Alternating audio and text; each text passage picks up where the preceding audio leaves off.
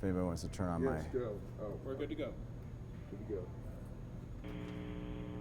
Say hi. Hi, you can hear a buzz. I don't hear a Good shout. morning, Paul. Hi, how are you? Doing good. Each year, the Consumer Electronics Show in Las Vegas gives us a glimpse of the future by unveiling the latest high-tech devices.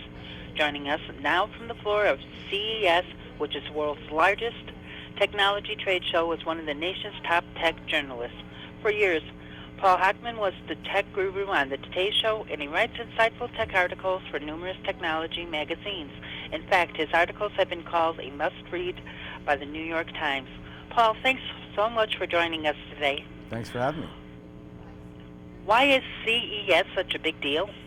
Well, it's really sort of a crystal ball of technology, and actually almost every aspect of your life is sort of sees its first examples of cool technology here. So when you come here, you're in some ways looking into the future. You're seeing what's about to happen. So to me, it's a lot of fun to come and just enjoy, the sight into the future.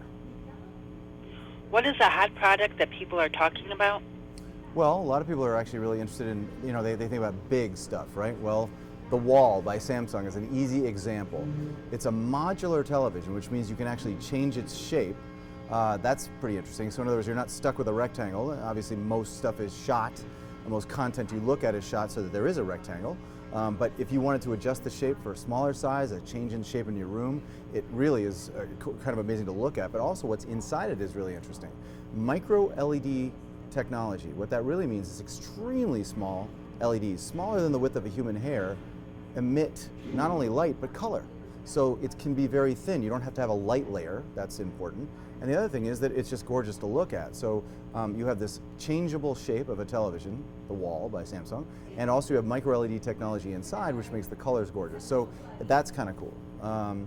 Second thing from my perspective that I think is really interesting is now that we've helped your eyes, I guess let's talk about your ears. Audio-Technica has active noise canceling Bluetooth headphones that I think are really cool, which is they're called the ATH-ANC 700BT.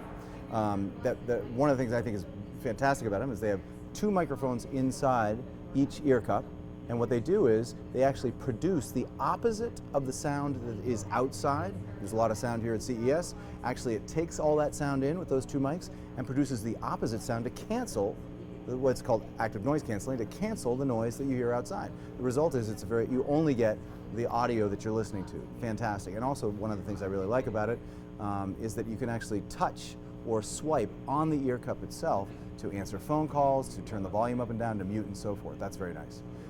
And then, go ahead, sorry. That's okay, go ahead. Last but not least, and I think this is really, a lot of people are talking about virtual reality. Great. Luci, a new company, LUCI, has made a new set of virtual reality glasses called the Immerse. Now, what's really interesting about these is how small they are. I'm going to pick them up real quick. Most people are used to seeing those giant goggles. These things, the core unit only weighs about 6 ounces. And that's very nice. It's very small and compact, so you don't have the giant goggles you're used to seeing. But the second thing that I think is really interesting is you can actually attach it to any content you want. A lot of virtual reality glasses out there depend on virtual reality content coming into them. These don't.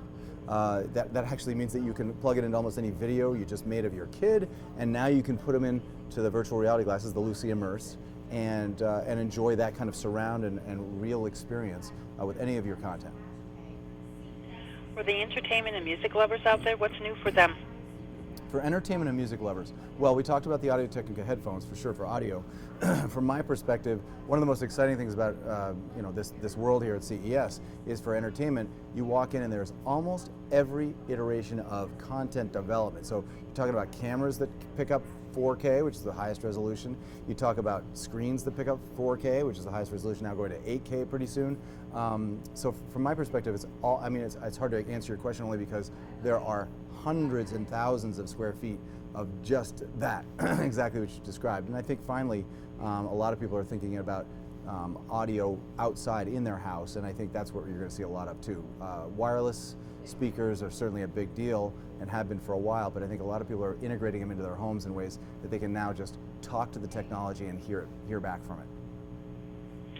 Are there some cool new technologies being introduced?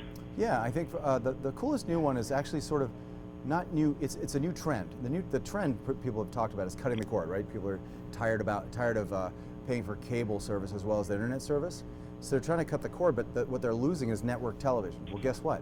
Now you don't have to if you buy a digital antenna, because as it turns out, the FCC insists that the networks broadcast a digital signal free out there in many urban areas and some suburban areas. So if you get a digital antenna, if you can actually just put it on the outside of your house, very small, they're about this big, they can be very small.